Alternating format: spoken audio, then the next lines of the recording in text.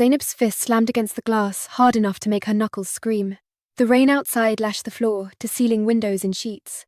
Seoul's glittering skyline, blurring into streaks of neon 47 stories below. She hit the glass again, then again, her breath coming in ragged gasps that fogged the surface. No sound. Not even the faintest thud penetrated whatever material separated her from the world. The glass is 3 inches thick. Bulletproof. She spun so fast, her bare feet nearly slipped on the marble floor. He stood in the doorway, tall and severe, in a black suit that probably cost more than her entire year's salary. Kang Jae-min, the man from the café. The billionaire whose face had been plastered across every business magazine in Seoul. The man who had stolen her life. "Scream all you want, Zainab," he continued, his voice carrying that same careful control she'd heard on the phone when his men dragged her into that black sedan. "No one hears. No one comes. This penthouse is designed for absolute privacy." She felt the tears burning behind her eyes, but refused to let them fall. Not in front of him. Not when he was watching her, with those dark, exhausted eyes that seemed to catalogue every micro-expression on her face. Her hands trembled as she pressed them against her sides, feeling the silk of the slip dress he'd left for her. Not hers. Nothing here was hers, except the terror coursing through her veins. "How long?" Her voice came out steadier than she felt. "How long have I been here?" 3 weeks. The words hit like a physical blow. 3 weeks. She'd lost 3 weeks of her life to this madness. And the last thing she remembered was running through the rain-soaked streets near the gallery, her lungs burning as she tried to escape the men in suits, the chloroform-soaked cloth pressing against her mouth and nose, and his face, emotionless and terrible, watching her consciousness slip away. "My family," she whispered. "They'll be looking for me." "The police. Your family received a video message from you 3 days ago, explaining that you'd been selected for an exclusive residency program that requires isolation. Your mother was so proud." His expression didn't change, but something flickered in his eyes. Regret. Perhaps. Or maybe just exhaustion. "The police have no missing person report. Your visa status shows you're in good standing with immigration. Your phone's location data places you at various cultural sites around Seoul, though of course you haven't actually visited any of them. You can't do this." But even as she said it, she knew he already had. Everything she thought she knew about safety, about laws, about the basic human right to freedom. He'd shattered it all, like the glass she couldn't break. He moved into the room with careful, measured steps, keeping distance between them like he was approaching a wounded animal. "There's fresh clothing in the closet. All your size. I had my assistant research your preferences. Traditional Nigerian breakfast is in the kitchen, kept warm. Jollof rice, fried plantains, akara. I hired a chef, specifically to learn your home cuisine. I don't want your food." The words came out harsh, desperate. "I want to leave. I want my life back." For the first time, something cracked in his composure. His jaw tightened, and he ran a hand through his dark hair, messing the perfect styling. He looked, she realized with a jolt, absolutely wrecked. Dark circles shadowed his eyes. His cheekbones stood out sharper than in the photos she'd seen, like he hadn't been eating properly. When he spoke again, his voice had lost its careful control, cracking around the edges. I know what I've done is unforgivable. I know I'm a monster. But I couldn't." He stopped, turning away from her. His shoulders rose and fell with a deep breath. "Let me show you something." He pulled a tablet from his jacket and set it on the glass coffee table between them, then stepped back, giving her space. Zainab approached cautiously, her eyes never leaving him.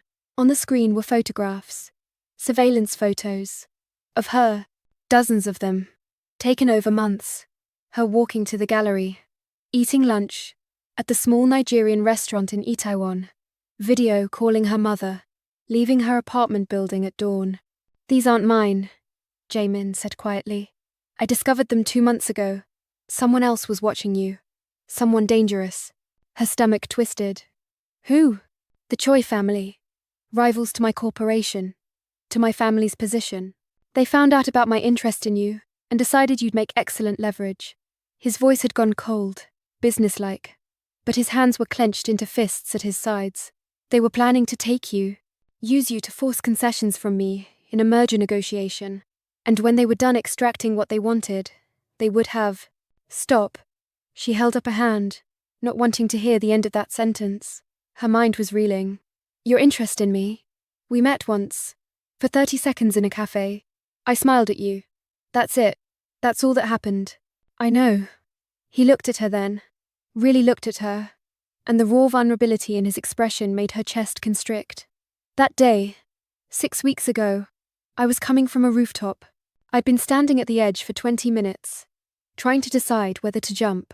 The air seemed to leave the room. Zainab found herself gripping the edge of the coffee table, her legs suddenly unsteady. My family was forcing an arranged marriage, he continued, his voice barely above a whisper. A business merger, disguised as matrimony. My father called me an asset, not a son. My brother told me to stop being selfish and do my duty. Everyone in my life sees me as a means to an end. A signature on contracts. A face for magazine covers. I couldn't remember the last time someone looked at me and saw just a person. He moved to the window, pressing one hand against the rain-streaked glass. Then you bumped into me. You helped pick up papers you had no reason to care about. And you smiled. Not because you wanted something from me. Not because you knew who I was. You smiled because you saw someone having a rough day and wanted to offer a moment of human kindness. Zainab's throat felt tight. She remembered that day. The exhausted businessman in expensive clothes, who'd looked like he was carrying the weight of the world. She'd helped him, because that's what you did for people. That's what her mother had taught her. Kindness costs nothing. So you had me investigated, she said, trying to keep the tremor out of her voice. You learned everything about me. My visa status. My financial struggles. My family back in Lagos. And then when someone else started watching me, you decided the best solution was to kidnap me yourself. Yes. No justification. No excuses. Just that single word. Heavy with guilt. You're insane. I know. He turned back to face her, and the devastating honesty in his expression made something twist in her chest. I'm not asking you to forgive me. I'm not even asking you to understand. I'm just asking you to stay alive. If I'd let the Choi family take you, you'd be dead by now. Or worse. And this is better? She gestured at the gilded cage around them, fury and fear, and something else she didn't want to name churning in her stomach. You've trapped me in a luxury prison, faked communications to my family, destroyed my ability to leave Seoul. How is this better? Because you're safe. The words came out fierce, almost angry. Because you're fed, and clothed, and alive. Because I would die before I let anyone hurt you. The intensity in his voice sent shivers down her spine. This wasn't the calculated coldness of a corporate predator. This was something raw and desperate, and utterly terrifying in its sincerity. Before she could respond, her stomach growled, betraying the hunger she'd been trying to ignore. Jaemin's expression softened slightly. Please eat. Then we can talk more. I'll stay in my office, give you privacy. He moved toward a door on the far side of the living space, then paused. The bedroom is yours. I've been sleeping on the couch in the study. You'll find art supplies in the sunroom if you want them. Charcoals, oils, watercolors, everything you used at the gallery, and more. How do you know what I used at the gallery? I bought the gallery 3 months ago. He said it like he was confessing another crime. Extended your visa sponsorship. Gave your boss the budget to finally pay you properly. I've been trying to make your life easier. I know that doesn't excuse what I've done now. But I need you to understand I never meant to hurt you. Then, he was gone, the door closing softly behind him, leaving Zainab alone in the vast, beautiful prison he'd built for her. She stood there for a long moment, her mind spinning. Then her stomach growled again, and she found herself walking toward the kitchen on shaking legs. The smell hit her first, rich and familiar, and devastating in its accuracy.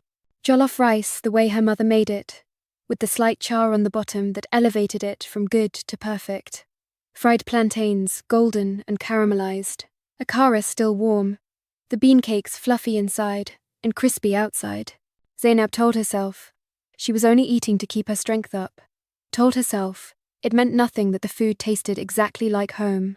Told herself the tears rolling down her cheeks as she ate were just exhaustion and stress and fear. She didn't let herself think about the level of obsessive care it must have taken to get every detail perfect. Didn't let herself wonder what kind of man would go to such lengths. didn't let herself acknowledge the small, treacherous part of her that felt, for the first time in 6 months of struggling in Seoul, taken care of. After she ate, Zainab explored the penthouse with the systematic thoroughness of someone searching for an escape route. Every door, except the bedroom and bathroom, required biometric scanning. The windows were exactly as he'd described. 3 inches of reinforced bulletproof glass that didn't even vibrate when she hit it. No phone, no computer, no way to communicate with the outside world. But there were books, hundreds of them, in a library that took up an entire wall. Nigerian authors she loved, Korean literature in English translation, arts books and poetry and novels she'd had on her wish list, but couldn't afford. The sunroom took her breath away despite herself. North-facing light, perfect for painting. An easel set up with a blank canvas. Every art supply she could imagine organized on shelves like a high-end studio. Her fingers itched to pick up a brush, even as her mind screamed that she shouldn't, that accepting anything from him was another form of imprisonment. She found herself in front of the easel anyway, a piece of charcoal in her hand, before she'd consciously decided to pick it up. The canvas was expensive, properly primed. She touched the charcoal to its surface and started drawing without thinking. Lines and shadows taking shape. A face emerging. His face, she realized with a start. Jae-min, but not the controlled corporate mask he showed the world. This was the man she'd glimpsed in the café 6 weeks ago. Exhausted, haunted, barely holding himself together. It's beautiful. She spun around, the charcoal snapping in her grip. He stood in the doorway, changed into simple black pants and a white shirt, looking somehow more intimidating without the armor of his suit. I didn't hear you come in. I'm sorry. I should have knocked. He stayed in the doorway, not entering her space. I wanted to check if you needed anything. I need to leave. But the words came out without heat. She was too tired for rage right now. Too overwhelmed by everything she'd learned. Too confused by the contradiction of this man who'd kidnapped her, but filled her prison with everything she loved.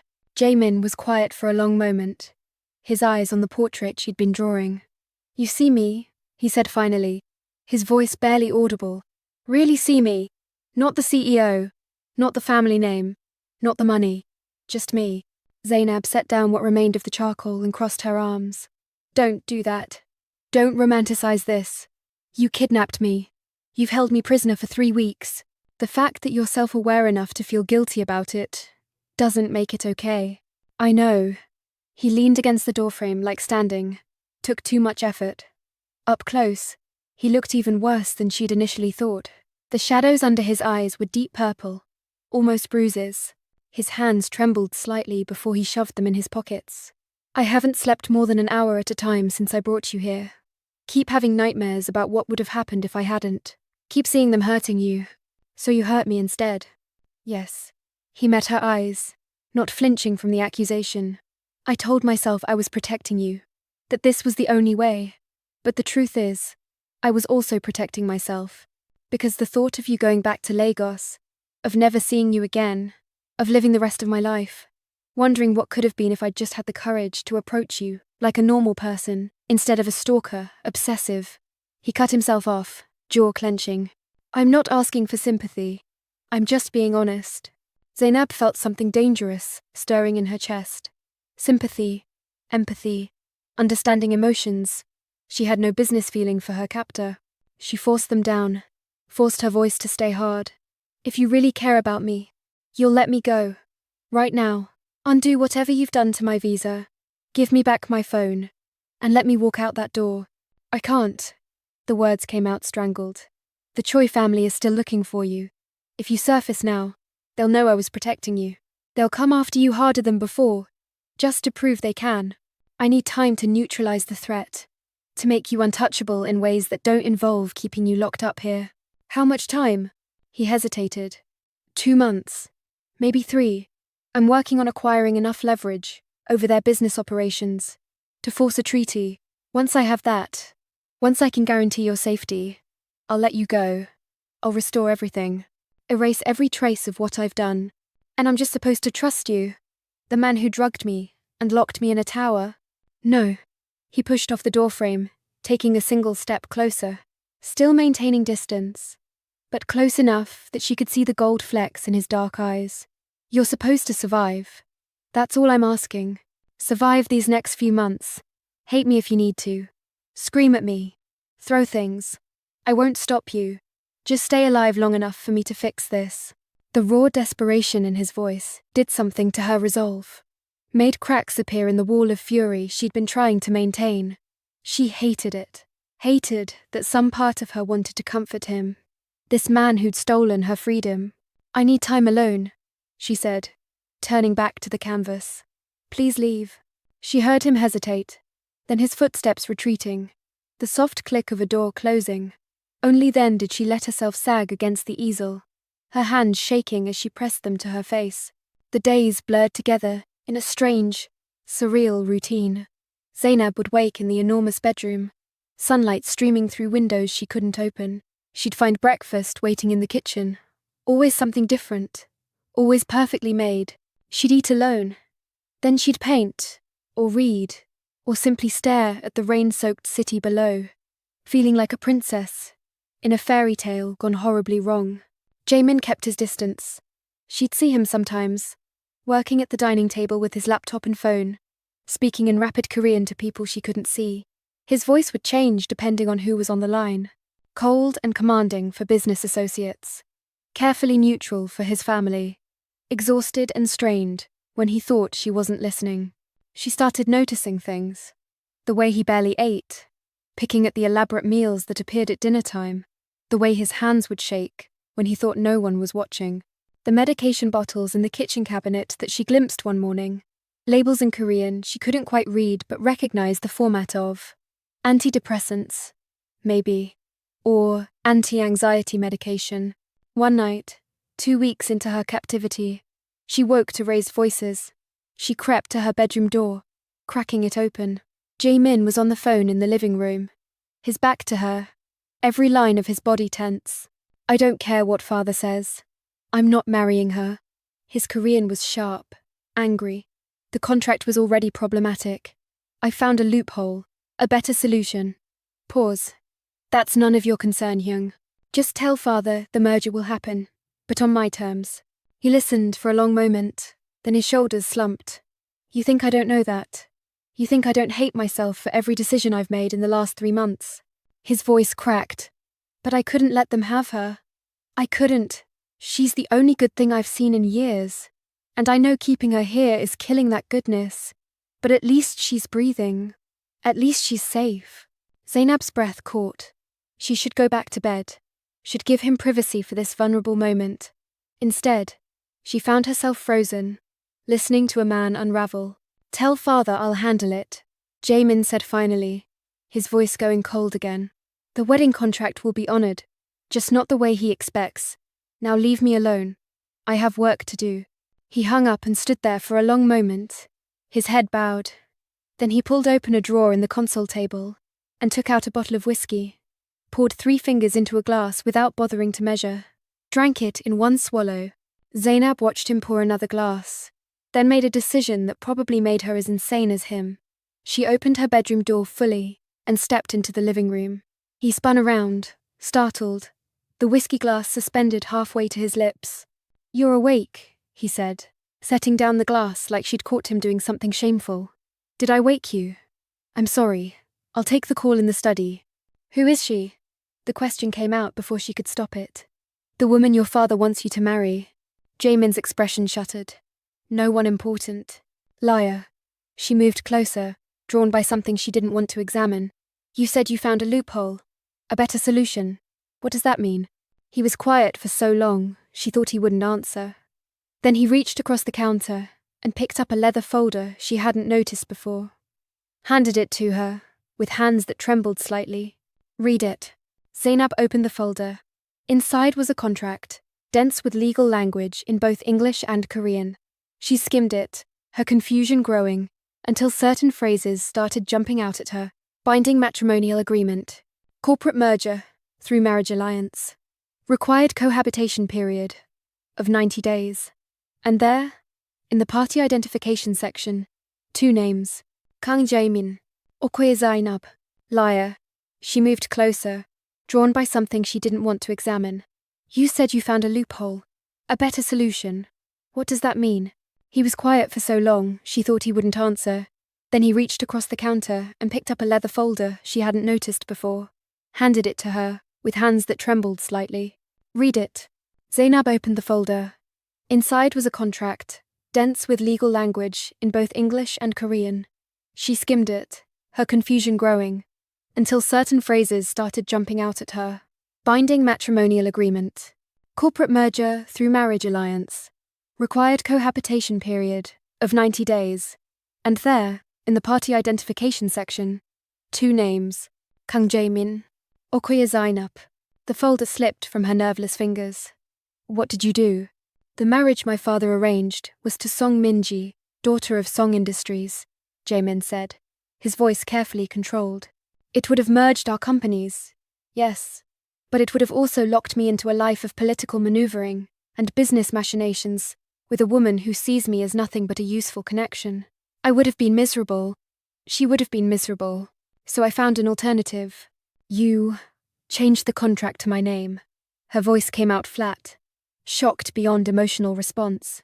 You're trying to trap me into marrying you. The contract is filed in Singapore, where corporate marriages are legally recognized after 90 days of cohabitation if both parties don't formally object. We're at day 21. You have 69 days to decide. Decide? She let out a laugh that sounded unhinged even to her own ears. You've kidnapped me. I'm your prisoner. Where exactly is the choice in this? On day 90, I'll give you a choice. He met her eyes, and the sincerity there was almost worse than if he'd been lying. If you want to leave, I'll tear up the contract. I'll restore your visa, give you enough money to go anywhere in the world, and start over. I'll make sure you never have to see me again. But if you stay, if you choose this of your own free will, then I'll spend the rest of my life trying to deserve you. You're insane. But her voice shook. This is insane. People don't do this. I know. He picked up his whiskey glass again, staring into the amber liquid. I know I'm a monster. I know I've ruined any chance of you ever seeing me as anything but your captor. But I'm also a desperate man who found one good thing in a life full of obligations and expectations and soul-crushing pressure. And I couldn't let it go. I couldn't let you go. Zainab backed away, her mind reeling. I need to think. I need to. I can't be near you right now. She fled back to the bedroom, slamming the door behind her. Then she slid down to the floor, her back against the wood, and finally let herself fall apart. The tears came in, wrenching sobs that tore from her chest. Not just fear anymore. Not just anger. Something worse. Something that felt dangerously close to understanding. Because somewhere in the last 3 weeks, she'd started to see him. Not just the crime of what he'd done, but the why behind it. The broken man who'd been standing on a rooftop, ready to end his life. The son treated as an asset by his family. The CEO crushed under expectations he never asked for. It didn't excuse anything. It didn't make this okay. But it made it complicated, in ways that terrified her. She cried herself to sleep on the floor, and when she woke hours later to morning light, she found a blanket draped over her shoulders and a note on the floor beside her. I'm sorry for everything, but I would do it again to keep you safe. Forgive me, or don't. I understand either way. The days after that were different, charged with tension and unspoken words, and a dangerous awareness that crackled between them whenever they were in the same room. Zainab found herself watching him more, noticing the way he moved, economical and precise, the way his jaw would clench when he was stressed, the way he'd pause sometimes and just look at her like he was memorizing every detail. She caught him watching her paint one afternoon, not intruding, just standing in the hallway where he thought she couldn't see, his expression soft and yearning. When she turned to confront him, he was already gone. Another night, she woke to strange sounds from the living room. She found him on the floor, breathing ragged, eyes squeezed shut, clearly in the grip of a panic attack. Without thinking, she knelt beside him. Breathe, she said, her voice gentle despite everything. In for 4 counts, hold for 4, out for 4. His eyes flew open, wild and unseeing. She did the breathing pattern herself, exaggerating it until he started to mirror her. Slowly, painfully slowly, His breathing evened out. The panic receded from his eyes. Zainab. Her name came out broken. I'm sorry. You shouldn't have to see me like this. What were you dreaming about? He closed his eyes again. You. Them taking you. Hurting you. I dream about it every night. Every single night. Since I found those surveillance photos. Something cracked in her chest. How often do you have these attacks? More frequently recently. I stopped taking the medication. It made me too slow, too foggy. I couldn't protect you properly, if I was dulled. You're killing yourself, she whispered. For what? For me. I didn't ask for this. I didn't ask you to destroy yourself trying to save me from a threat I didn't even know existed. I know. He opened his eyes, and the raw pain there made her chest ache. But I can't stop, even if you hate me forever. Even if you leave on day 90 and I never see you again. At least you'll be alive. At least you'll have a future. That's enough. It wasn't enough. Nothing about this was enough. But Zainab found her hand moving without permission, fingers brushing the sweat-dampened hair from his forehead. He froze at the contact, eyes going wide. You're not a monster, she heard herself say. Monsters don't have panic attacks about the people they've hurt. Monsters don't hate themselves. Then what am I? Broken. The word came out sad. You're broken, and you're trying to fix yourself by fixing my life. And it doesn't work that way. I know. He caught her hand before she could pull it away, holding it gently against his chest. She could feel his heartbeat, rapid and unsteady. I know I can't fix this, can't fix us, can't make what I've done okay, but I can't regret it either, because every day you're here is another day you're safe. And that matters more to me than being a good person. The honesty of it was devastating. Zainab should pull away, should go back to her room, should maintain the walls she'd been trying to build. Instead, she found herself sitting on the floor beside him, her hand still caught in his, neither of them speaking. They stayed like that until dawn. Two broken people in a gilded cage, neither willing to name what was growing between them. The tension broke a week later. Zainab was in the kitchen making tea when Jae-min came in from a call, his jaw clenched and eyes stormy. He poured himself a whiskey, despite it being barely noon. Bad news? She asked, before she could stop herself. The Choi family is escalating. They've made inquiries about you to immigration services. I've managed to redirect them, but they're getting persistent. Her stomach dropped. What does that mean? It means I need to accelerate my timeline. I'm meeting with their CEO tomorrow to present a counteroffer. If it goes well, you'll be safe in 2 weeks instead of 2 months. And if it doesn't go well? His expression went dark. Then I'll find another way. I always find another way. By doing what? Buying more companies? Destroying more lives? She set down her teacup with more force than necessary. You can't just manipulate the entire world to fit your agenda. Watch me. He drank the whiskey in one swallow. I will burn down every company, buy every politician, and destroy every person who threatens you. I don't care about the consequences. I don't care if it makes me a villain. You will be safe. You're being dramatic. I'm being honest. He moved closer, and suddenly the kitchen felt much smaller. You want to know what I'm capable of? The gallery that employed you? I didn't just buy it. I bankrupted the previous owner because he made a comment about your appearance that I didn't like. The café where we met? I acquired the entire building and tripled the rent for every tenant except them. Your landlord back at your old apartment? He's being investigated for code violations that I ensured would be found. Zainab stared at him, horrified and fascinated in equal measure. You're insane. I'm obsessed. He was close enough now that she could see the gold flecks in his eyes, smell his cologne, feel the heat radiating from his body. I'm completely, irrevocably obsessed with you, and I've stopped pretending otherwise. So yes, I'll burn the world down if it keeps you safe. And I won't apologize for it. She should be terrified, should push him away, should remind him that obsession isn't love. Instead, she heard herself whisper, "Why did you stop?" Stop what? That night, 3 days ago, we were talking, and you moved closer, and I thought you were going to kiss me, but you stopped. Why? His jaw clenched. Because if I kissed you, you'd think everything I've done was just to get to that moment. You'd think I orchestrated all of this, just for physical gratification. And I need you to know, I need you to understand, That what I feel for you is so far beyond wanting your body that it terrifies me. Then what do you want? Everything. The word came out raw. Your thoughts, your smiles, your anger, your art, the way you tilt your head when you're thinking, the way you bite your lip when you're trying not to cry. I want your nightmares and your dreams. I want to know every scar and every joy. I want to be the person you turn to when the world is cruel and the person you celebrate with when it's beautiful. I want to earn the right to stand beside you. And I know I've destroyed any chance of that, but I can't stop wanting it anyway. Zainab's breath caught. The space between them felt electrified, dangerous. She should step back, should maintain distance, should remember that he's her captor, that this is Stockholm syndrome, that nothing he's saying makes the kidnapping okay. But she'd been noticing things. The way he never invaded her space without permission. The way he'd given her the master bedroom while he slept on a couch. The way he looked at her like she was something precious, unbreakable. The way he hated himself for what he'd done, but would do it again to keep her safe. And she'd been noticing herself too. The way her heart rate picked up when he entered a room.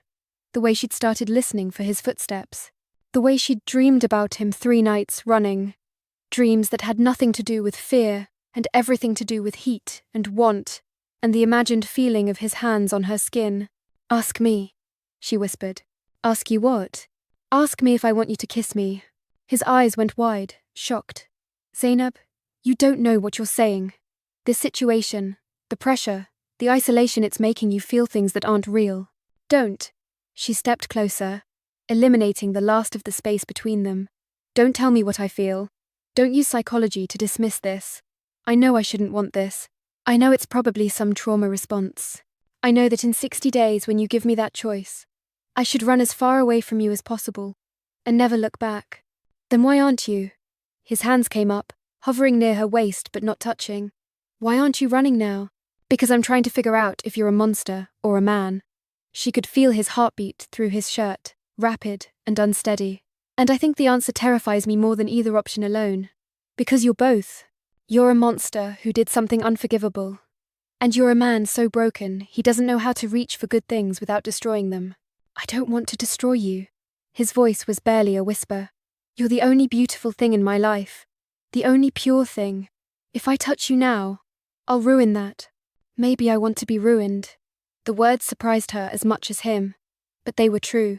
Some reckless part of her, the part that had always coloured outside the lines and taken risks her mother warned against, wanted to see what would happen if she gave in to this attraction. Wanted to know what it felt like to be wanted with this intensity. Wanted to stop thinking and just feel. Zainab. Her name was a warning and a prayer. If I kiss you, I won't be able to stop at just one. If I touch you, I'll want to touch you everywhere. If I start, I won't have the strength to hold back. Good. She lifted her hand and placed it on his chest, felt him shudder under her palm. I don't want you to hold back. I want to see who you are when you're not trying to be controlled and careful and keeping yourself at a distance. I want to see the man who stood on that rooftop and decided to live. Show me, Jae-min. Show me who you really are. The last thread of his control snapped.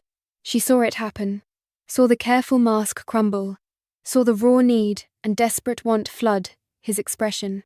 Then his hands were on her waist, pulling her against him, and his mouth crashed down on hers. It wasn't gentle, wasn't sweet. It was fierce and demanding, and tasted like whiskey and desperation. His hands moved up her back, fisting in her hair, angling her head to deepen the kiss. She opened for him, let him in, met his intensity with her own. Her fingers dug into his shoulders, feeling the hard muscle beneath expensive fabric. He walked her backward until her back hit the counter, then lifted her onto it effortlessly, stepped between her thighs, pressing close enough that she could feel every inch of him. He broke the kiss, to trail his mouth down her neck, teeth grazing her pulse point, making her gasp. Tell me to stop, he breathed against her skin. Tell me this is a mistake. Tell me you hate me. I do hate you. Her hands were in his hair, holding him close rather than pushing away. I hate that you did this. Hate that I want you anyway. Hate that I understand why. Hate that I am not sorry this is happening. He groaned, the sound vibrating through both of them. His hands found the hem of the silk slip she wore, fingers burning against the bare skin of her thighs. You're driving me insane. Every day, watching you paint, watching you smile at a book, watching you exist in my space and knowing I can't touch you, can't have you, can't. She pulled his mouth back to hers, swallowing the words. They kissed like they were starving, like this was the last moment they'd ever have. Tongues tangling, and hands exploring, and breath coming in ragged gasps. He palmed her breast through the thin fabric, thumb finding her nipple, and circling until she arched into his touch, desperate for more contact. He pulled back just enough to look at her, his eyes dark and wild. We should stop. You'll regret this tomorrow. Stop telling me what I'll feel. She hooked her legs around his waist, pulling him impossibly closer. I'm a grown woman making a choice. A terrible, reckless, probably self-destructive choice. But mine. Unless you don't want this? His laugh was harsh and disbelieving. Don't want this? I've imagined having you like this 1,000 times. In every room of this penthouse. Against every surface. I've dreamed about the sounds you'd make. The way you'd taste. The feeling of being inside you. Not wanting you has never been the problem. The raw confession sent heat flooding through her. She reached for the buttons of his shirt, fumbling with them until he pushed her hands away gently, and did it himself, shrugging out of the expensive fabric. Her breath caught at the sight of him. Lean muscle and smooth skin. A body maintained, not for vanity, but as another form of control over a life that felt chaotic. She traced her fingers over his chest, feeling his heart hammering beneath her palm. He was trembling, she realized. This man who commanded boardrooms and bent corporations to his will was shaking under her touch. You're beautiful, she whispered, then caught herself. I shouldn't tell you that. Shouldn't give you more ammunition to use against me. I would never weaponize your words. He caught her hand and brought it to his lips, kissing her palm with devastating tenderness. Everything you give me is sacred. Every touch, every word, every moment. I may be a monster, but even monsters can worship. Then his mouth was on hers again. Slower this time, but no less intense. He kissed her, like he was memorizing her. Like this might be the only time he'd ever get to do this, and he needed to make it last. His hands slid under the silk slip, fingers tracing the curves of her body with reverent attention. When he cupped her breast directly, skin against skin, she moaned into his mouth. He broke away from her lips to kiss down her throat, her collarbone, the swell of her breast. His hands bunched the silk upward, and she lifted her arms, letting him pull it over her head. The cool air hit her heated skin, making her nipples tighten further. Jae-min made a sound low in his throat, something between a groan and a prayer. Perfect, he breathed, his hands shaping her waist, her hips, her thighs. You're perfect. She should protest the objectification, should remind him that she was a person, not a possession. But then his mouth closed over her nipple, and thought became impossible. He sucked and licked and used his teeth just enough to make her cry out, one hand kneading her other breast, while his free hand gripped her hip hard enough to bruise. She was drowning in sensation, in the feeling of being wanted this, desperately. His mouth moved to her other breast, while his hand slid lower, fingers teasing along the edge of her underwear. She lifted her hips in invitation, past the point of pretending she didn't want this as much as he did. He hooked his fingers in the fabric and pulled, and she heard it tear. The sound should have alarmed her. Instead, it sent another wave of heat through her core. Then his fingers were there, sliding through her wetness, and they both groaned. You're soaked, he said against her breast, his voice wrecked. Have you been this wet for me before? When I'm working across the room? When we're eating dinner in silence? Tell me, Zainab. Tell me I'm not alone in this madness. You're not alone. The admission felt like surrender. I've woken up aching from dreams of you. I've touched myself in the shower, thinking about your hands. I've hated myself for wanting my captor, but I couldn't stop. His control shattered completely. He kissed her hard, fingers circling her most sensitive spot with perfect pressure. She bucked against his hand, chasing the pleasure, every nerve ending on fire. He slid one finger inside her, and she clenched around him, her head falling back against the cabinet. More, she demanded, and he obliged, adding a second finger, stretching her. His thumb pressed against her clit, while his fingers moved inside her, finding a rhythm that had her gasping. The tension coiled tighter and tighter in her core, building towards something explosive. "That's it," he murmured against her ear, his voice dark and commanding. "Let go. I want to feel you come apart for me. I want to watch your face when you lose control. Give it to me, Zainab. Give me this."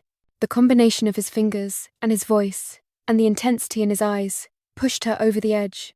She came with a cry that echoed through the penthouse, her whole body shaking, clenching around his fingers as wave after wave of pleasure crashed through her. He worked her through it, drawing out every aftershock, until she was boneless and panting. When she could focus again, she found him watching her with such raw want that it stole her breath. His fingers were still inside her, his other hand gentle on her hip. He brought his fingers to his mouth and sucked them clean, his eyes never leaving hers. "I need to be inside you," he said, his voice strained. "But we should stop. We should think about this. Should discuss protection and consent, and whether this is really what you want outside of the heat of the moment." She reached for his belt, her hands steadier than they had any right to be. "I'm on birth control. Have been for years to regulate my cycle. I'm clean. And I want this. I want you. Stop thinking. And let yourself feel for once." He caught her hands, stilling them. "This changes everything. You understand that? If we do this, I won't be able to pretend there's any professional distance between us. I won't be able to let you go in 60 days. I'll fight to keep you with every resource I have. I know." She held his gaze, letting him see the truth in her eyes. "I'm choosing this anyway. Maybe that makes me as broken as you. Maybe we're both insane. But I'm tired of fighting what I feel." He kissed her then, deep and claiming, while his hands made quick work of his belt and pants. When he pressed against her entrance, hard and thick and ready, they both held their breath. Then he pushed inside in one slow, devastating thrust, and the world narrowed to just this, just them, just the feeling of being completely full of him. They both groaned, the sound mingling in the space between their mouths.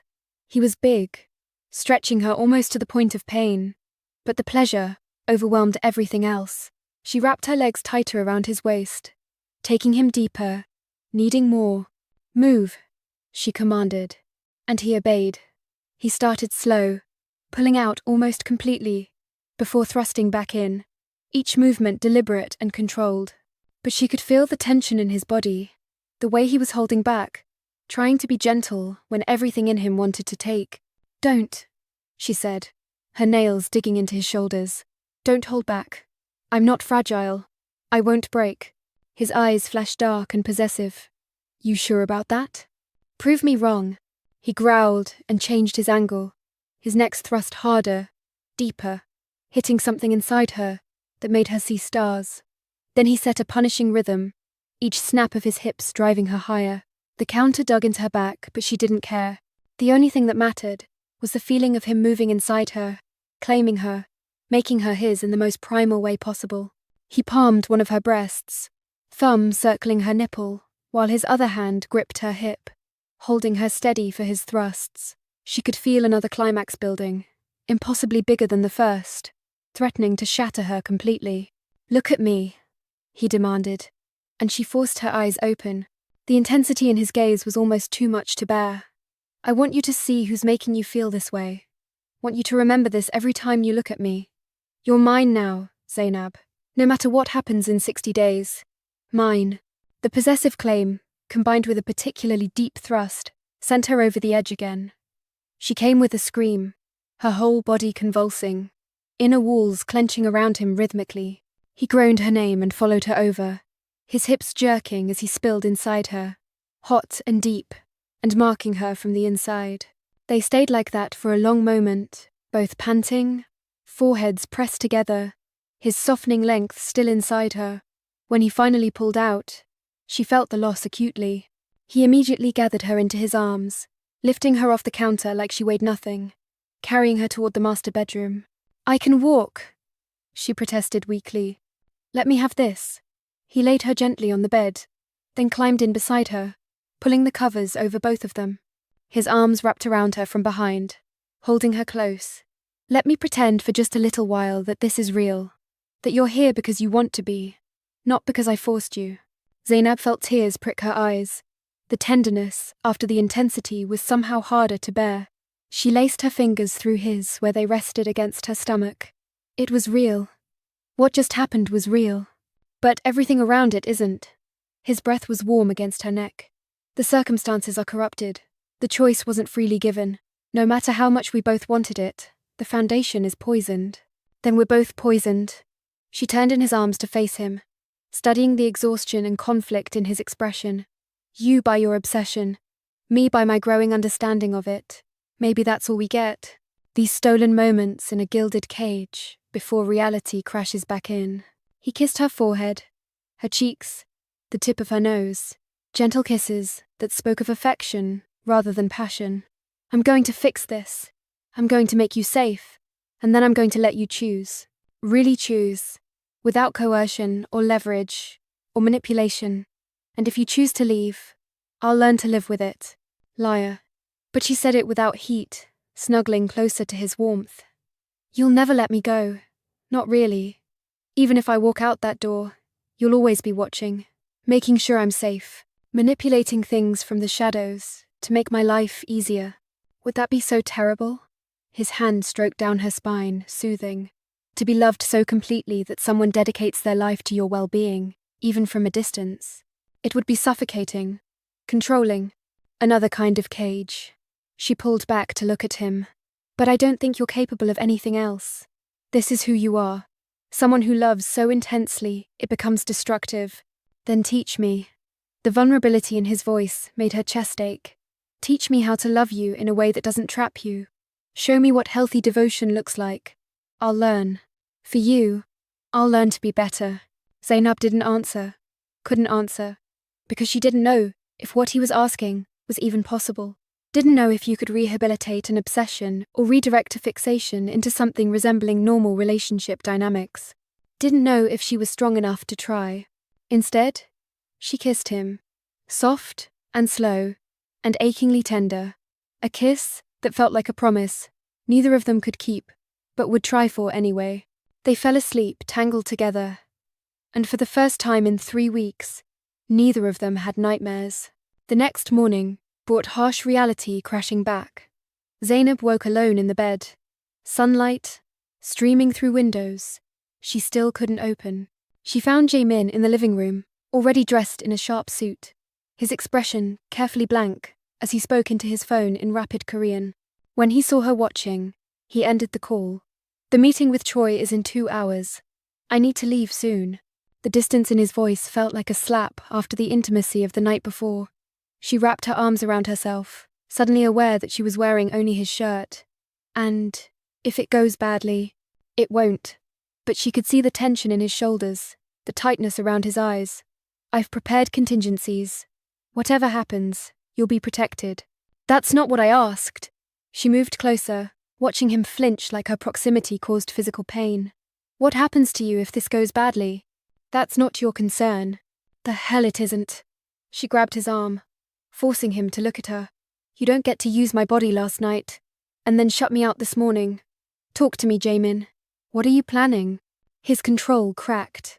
I'm planning to do whatever it takes. If offering them a merger isn't enough, I'll threaten exposure of their money laundering operations.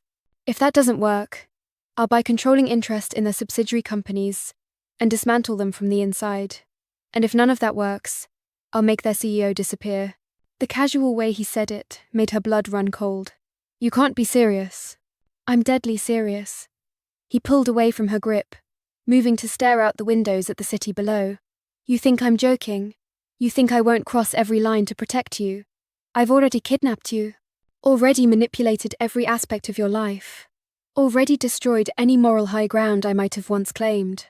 What's one more sin? Murder is different than kidnapping. Is it? He turned back to her, and the emptiness in his eyes was terrifying. Both involve taking someone's future against their will. Both are unforgivable. The only difference is permanence. Zainab felt like she was seeing him clearly for the first time. Not the broken man from last night. Not the tender lover. This was Kang Jae-min, the CEO. The man who commanded billions. The man who won, by any means necessary. And he was absolutely capable of everything he was threatening. Don't do this. she whispered. Don't become a killer for me. I'm not worth that. You're worth everything. He said it, like simple fact. You're worth my soul, my freedom, my life.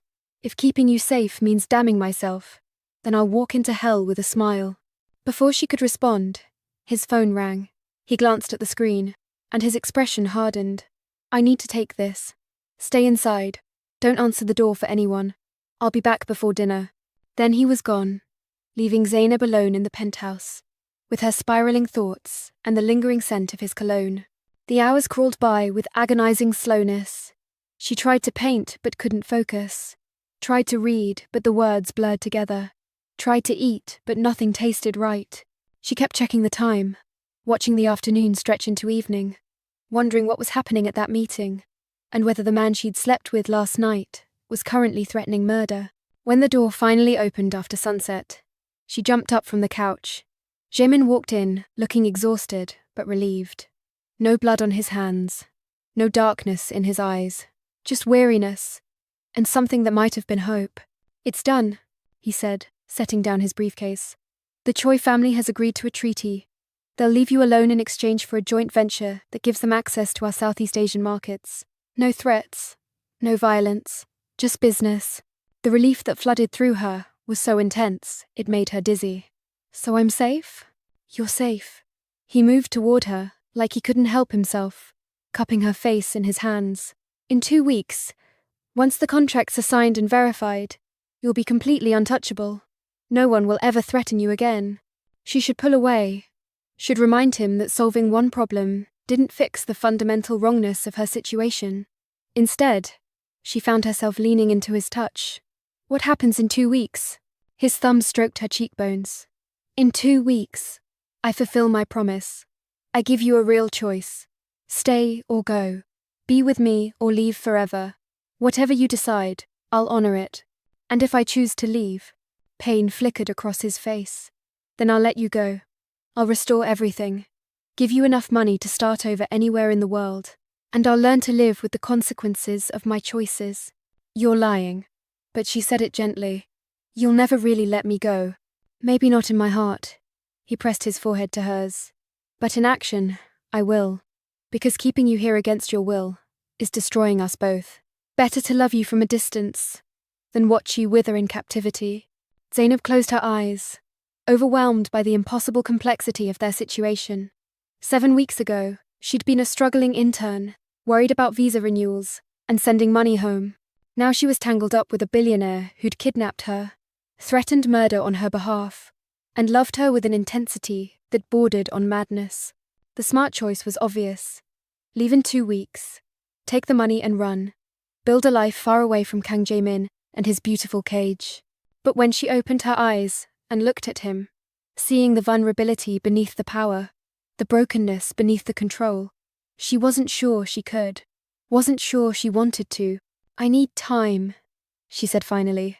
Real time to think about this without your presence clouding my judgment. Can you give me that? Of course. He stepped back, creating physical distance. I'll stay in the guest room until the 2 weeks are up. Give you space to figure out what you really want. She nodded, hating the disappointment she felt at his easy agreement. Thank you. But that night, lying alone in the master bedroom, she found herself missing his warmth, missing the sound of his breathing, missing the feeling of being held like she was precious. And she couldn't tell if that meant she was broken or healing or simply human. The next 2 weeks existed in a strange limbo. Jae-min kept his promise about distance, but Zainab found herself seeking him out anyway. They'd eat dinner together in careful silence. She'd watch him work from across the room. He'd stand in the doorway of the sunroom while she painted, offering quiet observations about her technique. The sexual tension between them was unbearable. Every accidental touch felt electric. Every shared glance lasted too long. But neither of them crossed that line again, both aware that doing so would complicate an already impossible situation. On day 60, Zainab woke to find Jae-min cooking breakfast. Real cooking. Not just reheating what the chef had prepared. He was making jollof rice and eggs, following a recipe on his tablet with intense concentration.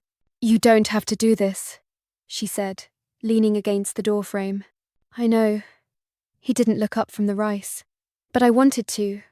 Wanted you to have something I made with my own hands, even if it's terrible. She moved to stand beside him, checking the pot. You're burning the bottom. That's intentional. It's supposed to have a slight char. Who told you that? Your mother. He finally looked at her, sheepish. I called her 3 months ago.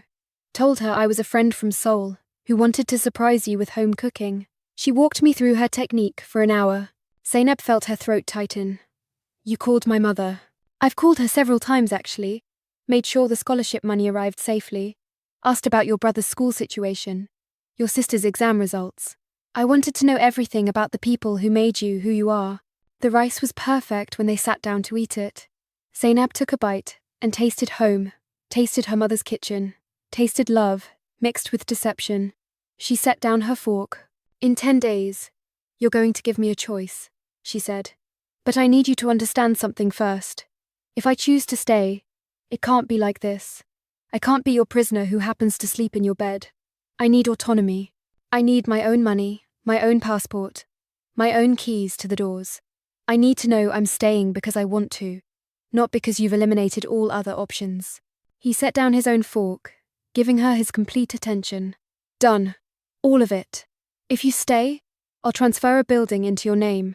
You'll have full control of your assets, your own accounts that I can't access, keys to everything, a car if you want one, complete freedom to leave, whenever you choose. And your obsession? Your need to control and manipulate everything around me? His jaw clenched. That's harder. I can't promise to magically become a healthy person overnight, but I can promise to try, to go to therapy, to learn boundaries, to respect your choices, even when they terrify me. What if I want to go home? Visit my family in Lagos? Then I'll arrange first-class tickets and make sure you have security that doesn't infringe on your privacy.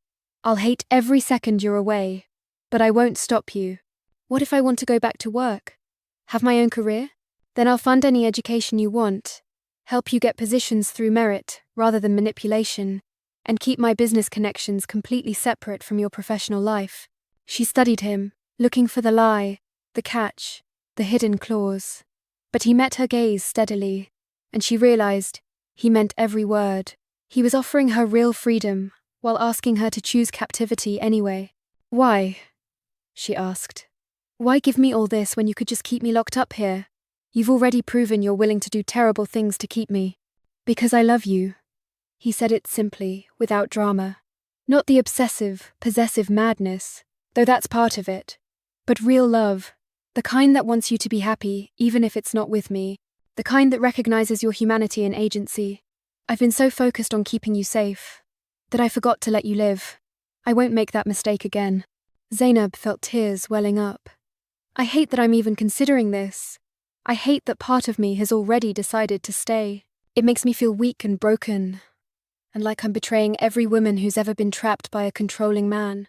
Then leave. He reached across the table and took her hand. Please, Zainab. If staying means you'll hate yourself, then leave. I'd rather lose you and know you're happy than keep you and watch you die by degrees. But you'll be miserable. I'll survive. He smiled, and it was the saddest thing she'd ever seen. I survived before you. I'll survive after. It'll just be in black and white instead of color. She turned his hand over, tracing the lines of his palm. What if there's a third option? What if I don't stay permanently, but I don't leave forever either?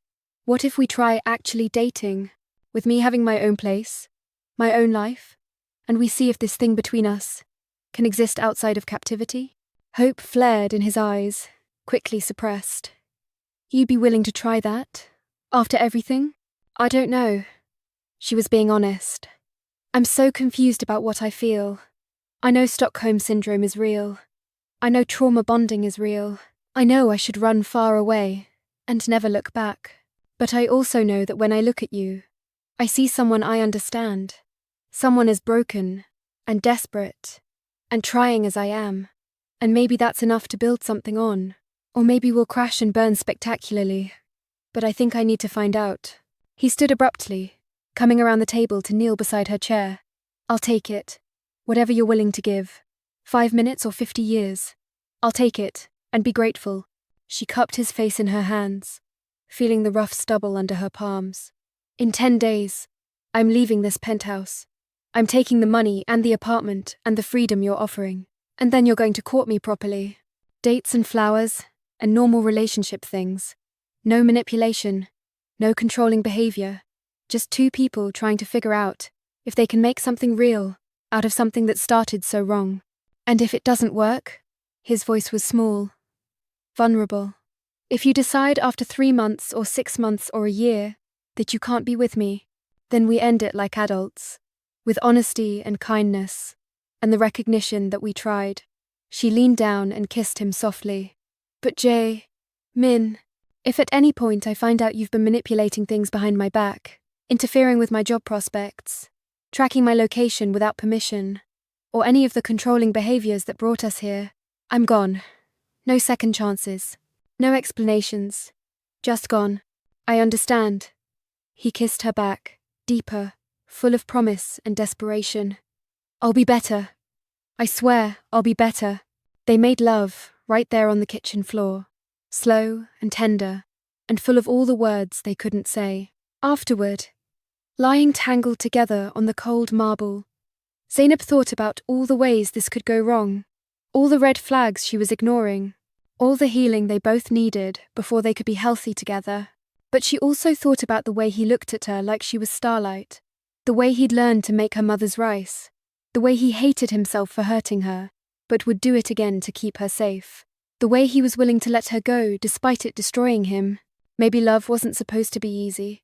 Maybe the best relationships were the ones you had to fight for, even when the fight was against yourself and your own worst instincts. Or maybe she was just another woman, making excuses for a man who didn't deserve them. Only time would tell, and for the first time in 70 days, she'd have the freedom to find out. So there you have it. Zainab's making a choice that'll change everything. But what do you think? Is she making the right call? Should she have run? Is Jae-min capable of real change? Or will his obsession destroy them both? Drop your thoughts in the comments right now. And if you're invested in seeing how this story plays out, smash that subscribe button, because trust me, the real journey is just beginning. Hit the notification bell so you don't miss what happens when Zainab walks out that door and has to navigate loving a man who once kidnapped her. This story isn't over, it's just getting started.